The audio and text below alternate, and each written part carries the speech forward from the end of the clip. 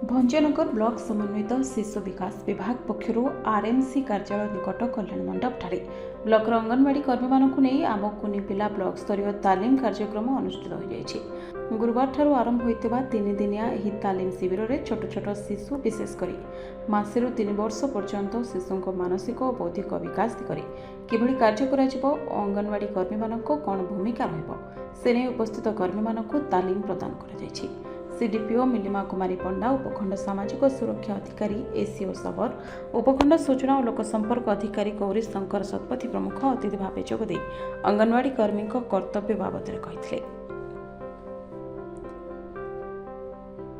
Brahmapur one stop centre और शक्ति सदन केन्द्र महेश्वता पाढ़ी, सौदामिनी साहू, ऐश्वर्य सावत, लिप्साराणी दास, आशा किला रायिका प्रमुख जोगदे उपस्थित अंगनवाड़ी कर्मी को ए बाबद तालीम देते।